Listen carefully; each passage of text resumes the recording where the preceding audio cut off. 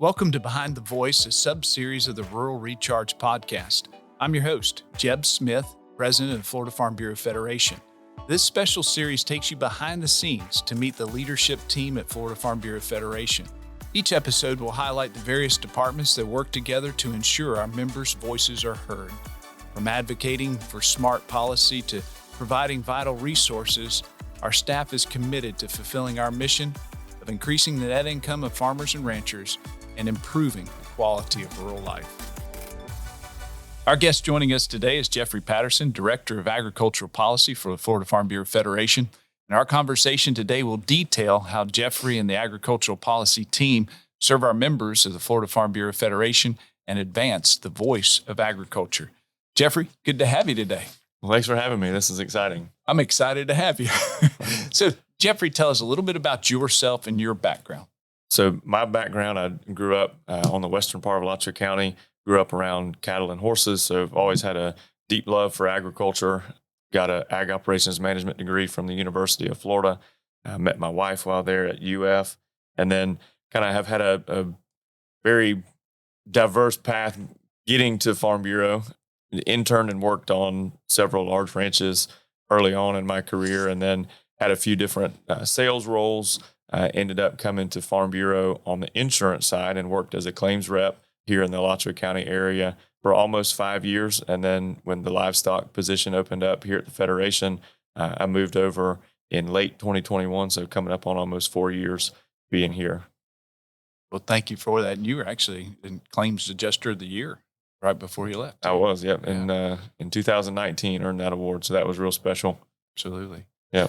So we got somebody from the insurance side, but has an ag background and a love for agriculture that's been definitely through your education and through your experience as well. I joke with Steve Grabo, he's the VP of Claims, and when he announced me winning statewide Adjuster of the Year, earlier that day we had a presentation from John Hoblick, the president of Farm Bureau at the time, and as Steve was going through my intro, he said, as I was listening to President Hoblick, I was thinking our Adjuster of the Year should probably be working on the Federation side, not the insurance side. And so when I told him I was leaving to come over here, I reminded him of that, and I still do every once in a while. I don't think he really appreciates that reminder all that much, but he was great to work for as well, and really enjoyed him and his wife, and they took a special interest in Stephanie and I. So nothing but good times at Farm Bureau for us. Good. Very good. All right, Geoffrey, explain to us a little bit of your role and key functions as Director of Agricultural Policy. All right, absolutely. Our primary role is to work with the farmers and ranchers across the state to develop the policy that guides our organization. When folks ask me what that is, a lot of times they get confused when they hear policy and they start thinking insurance policy. And I remind folks that we're talking about public policy. And the way that I put it in its most basic form is that policy book that contains those. I refer to that as our Constitution. So that's what guides our organization. Anytime we take action as Farm Bureau Federation, it's based on that policy that's derived from our members. So we're very proud of our grassroots policy development process. It's pretty unique, even compared to other state farm bureaus. And when you look at it, a lot of them have slightly different ways that they develop that. Ours primarily comes from our advisory committees. So we have 16 different advisory committees that are mostly formed based on commodities. Some of them are issue-based, and that's primarily where our county farm bureaus will nominate members to that. And if they have a resolution for policy, they will by and large send that up through the advisory committees. And our delegates have shown that they have a lot of faith in that advisory committee process and the way that it's vetted as it goes through that process. So generally, we have very little discussion when it comes time to actually ratify it at annual meeting. So from there, we're really proud of the fact that one member can influence the whole direction of the organization. So that's where we really stand on that grassroots process there. So Geoffrey, give us a list of those advisory committees, because if they're that important, explain to us what they are. You said you had some that are commodity-based, some that are issue-based. Right. So to go through the list, I cover all the livestock commodities. So I have beef, dairy, and equine. And then as director, I also oversee our oversight committee, which is the last one to meet. It will review if there's any potentially competing resolutions that have come out of the underlying process. They'll go through that and smooth all that out. They take a look at any new resolutions in order to make sure that they align with the policy book, and kind of a final stop in the process. Oversight is we have apiculture, aquaculture, environmental horticulture, and forestry that are covered by Jason Mathis. Maddie Campbell, our other assistant director, she covers fruit and vegetable, citrus, and peanut and cotton. And then we have a handful of other committees that are covered by various other staff. So we have a water and natural resources committee. We have trade, labor, sugar. What's the average size? Budget and economy also. Budget and economy. Yeah. What are the average size of those committees? They vary. So some of them are very niche at this point as the industry has just kind of evolved in the state. So equine and dairy are a couple of our smaller ones, and sugar. Those will have 7 or 8 members on those. And then some of our larger ones, beef, water and natural resources, those have pushing 25 members on that one. And it doesn't stop at the state level, Geoffrey. We have issue advisory committees even at the American Farm Bureau level too.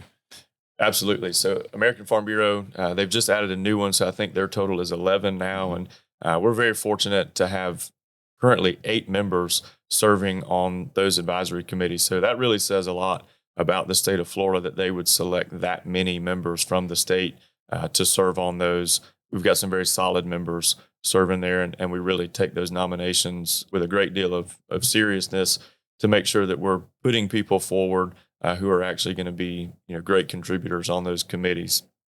But also, speaking about American Farm Bureau, not just their issue advisory committees, but when we talk about our policy process, we put policies forward for Florida Farm Bureau, and then if they have any kind of national implication and it's not already covered in American Farm Bureau's policy book, we'll submit those as resolutions to AFBF, and then that'll really follow a very similar process. We'll just kind of restart that process as soon as we get done with our annual meeting in preparation for American Farm Bureau's annual convention a few months later.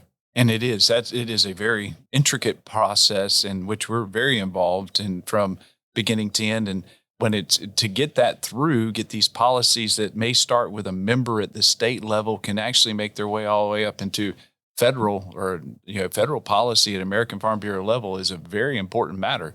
And it's a unique experience. It's a very intricate experience. Tell us a little bit about the policy process at American Farm Bureau. A lot of folks may be familiar with it at the state level. They get to see it at annual meeting, but may not experience it. Explain how that happens, the resolutions process, how it works at American Farm Bureau. Okay. It's very similar to the state process, and I always describe it as basically you just kind of move everything one level forward. So where at our state level, the counties are the ones that are putting policy resolutions forward. With American Farm Bureau, it's the states that are putting policy forward. And then once those are submitted properly and vetted, they'll go through a process that you all as state presidents serve on, the resolutions committee, which functions very similarly to our oversight committee. That's right. So once a policy's been reviewed by the resolutions committee, it moves forward into AFBF's resolutions workbook. So it'll have the advanced review by delegates to American Farm Bureau. And then on the final day of convention, all of those delegates will meet in one large business session and take action on those, vote them up or down. And then we'll have a new policy book moving forward, a new set of guidelines. And it's really interesting to even see that policy doesn't stop there, but can actually be implemented in rather rule with a particular agency or end up in law as well through Congress or through our state legislature. And that's really where where the rubber meets the road, is that policy actually involves itself in becoming rule or law. Absolutely. And we've spent much of our time talking about development, and that just gets the policy in the book, but it doesn't do any good sitting in that book on somebody's desk. You have to actually implement it. And the most common ways are through various levels of government that our different lobbyists take action on. But we're always also looking for creative implementation and ways that we can kind of get around that and find other ways to move Farm Bureau priorities forward. And we've had a a chance to do a number of those. One of probably my favorite is, the state board at Florida Farm Bureau allowed our entire dairy committee to go to Kansas City a few years ago and talk about federal milk marketing orders and reforms that were needed. And that went through about a 2-year process. And here at the end of June, we now have the fruits of those labors coming out and seeing real change that have come about from that. So really excited to see that. That was a fun process to be a part of. It is. I think it's really interesting to watch, or I say interesting, it's exciting to watch that process come to ultimate fruition. And sometimes it doesn't, but when it does, that's a reason to be extremely jubilant. That's for sure. Yeah, we don't have a whole lot of wins all the time. We're usually just kind of moving things one step forward or 2 steps forward. So when we see something actually come to its logical end and we can kind of hang our hat on that, that's an exciting day when we get to see that. Absolutely. All right, Geoffrey, tell us a little bit about the structure of your team. You already mentioned some of them already. Tell us a little bit about how that works, your structure and responsibilities there in regard to roles and responsibilities and duty. All right, absolutely.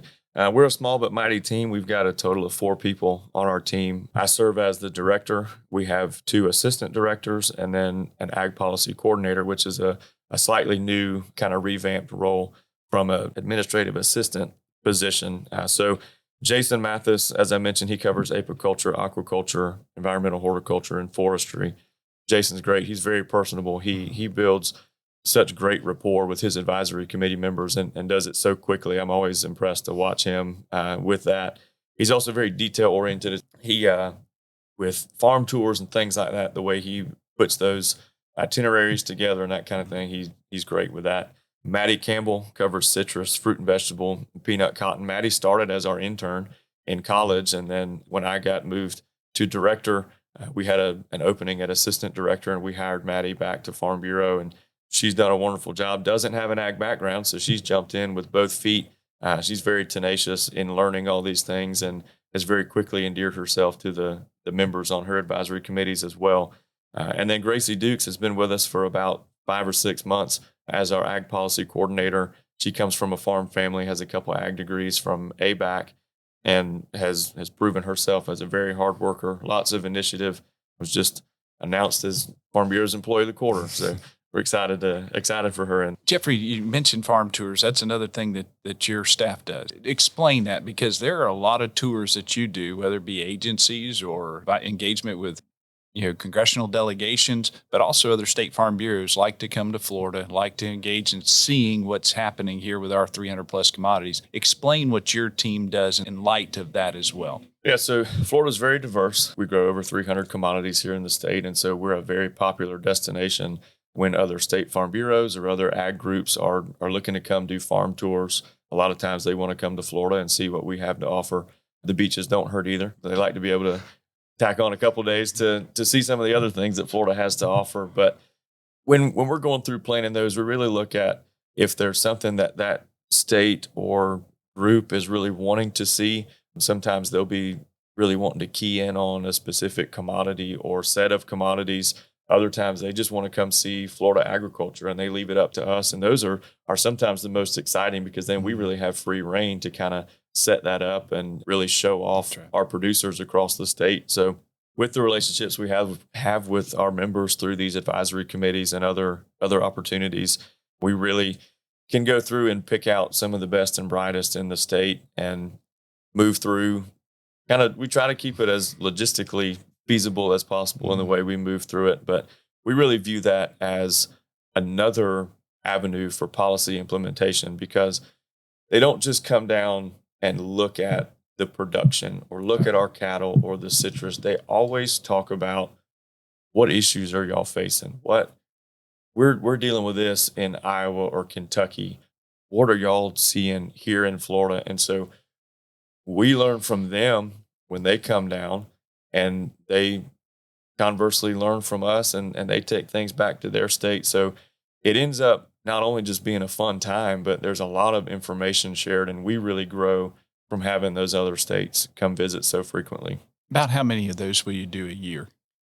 We probably average 3 to 4 a year. It takes quite a bit of work. If we've got more than that, that really gets us kind of tight on time because we never want to spring something on our members and say, hey, can we bring, 50 people by your operation next week? So there's a lot of pre-planning that goes into it, but yeah, 3 or 4 really ends up kind of being that sweet spot, and they vary. So this year, early in the year, we had a group from Colorado Farm Bureau, a leadership group. I want to say they had 10 or 12.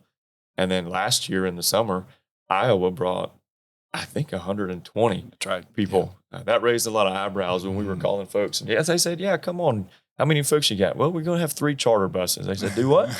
So that presented its own challenge, just trying to get places lined up that has roads decent enough for charter buses to come in and out of and things like that. So there's a lot that goes into it. All right. Appreciate that, because it does. That also works in toward our mission. But how does your position serve the mission of Florida Farm Bureau? I think we've already talked about it, but just can you emphasize that, Geoffrey? Absolutely. So I may be biased. I'll strike maybe. I am biased, but I think policy is foundational to that mission and vision. As I stated earlier, any action we take as official position of Florida Farm Bureau has to be based in policy. So with that, we don't take that lightly. We work very hard to get people on these advisory committees who are going to participate, are going to make meaningful contribution, because we know what's at stake. Right. And that policy has to be something that represents our members and that will benefit them if we are able to get it implemented. Tagline at Farm Bureau is the voice of agriculture. If you're going to be the voice, you have to have something to say. And that's what that policy is. So every time we advocate as Farm Bureau, we're advocating on one of our nearly 300 policies in our policy book. And you work also very, I will say, intimately or integrally with other departments within Farm Bureau Federation, and especially with state legislative affairs and national legislative affairs, to make sure that there's proper interpretation of policy and proper implementation of policy. Because a lot of times there's going to be concessions made or compromise made, and we need to make sure that aligns with what our members desire as well. Can you elaborate on that just a little bit? Because I think it's just as important what you do as a team, helping and assisting those that are on the implementation side of it, and then in the trenches in Tallahassee and in DC, making sure it's done the right way. There's such a barrage of issues that Tripp and Lance and our legislative affairs team cover and face, that oftentimes it's hard to know, this bill has changed just slightly. Does it still align?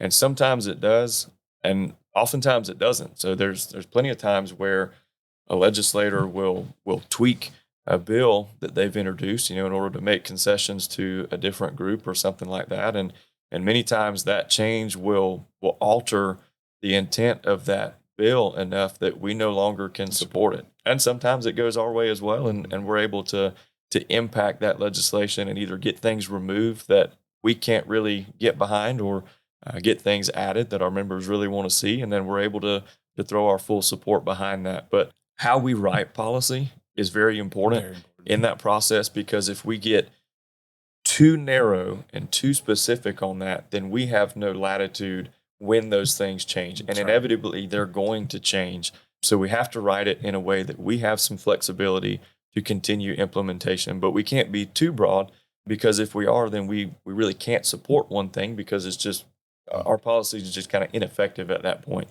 Also, the intent behind the policy, the conversations that are had in those advisory committee meetings or at annual meeting, fleshing out what the words on the page are going to be.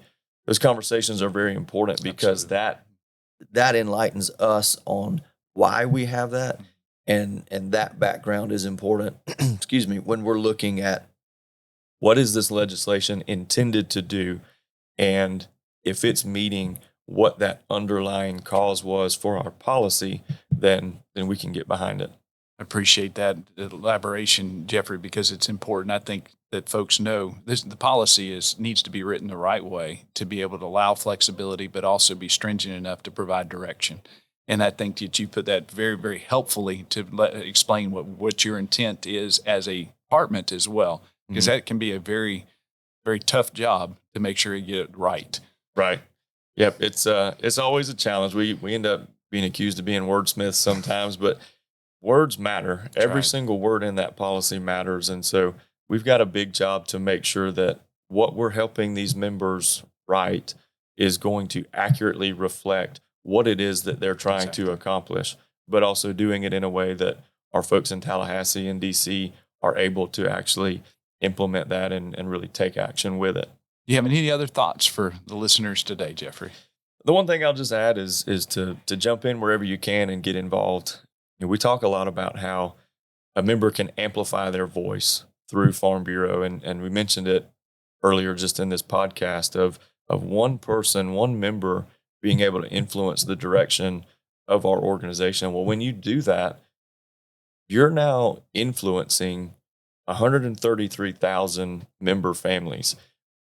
Vice versa, when you speak on behalf of Farm Bureau, you're speaking with the voice of 133,000 member families. And so what you're able to do through Farm Bureau is so much greater and so much broader than what you're able to do on your own. But there's so many opportunities to jump in and get involved, whether it be serving on an advisory committee or participating in the various advocacy days that we do at the state capitol or in Washington, D.C., or even just things on local governing boards and things like that. Get involved.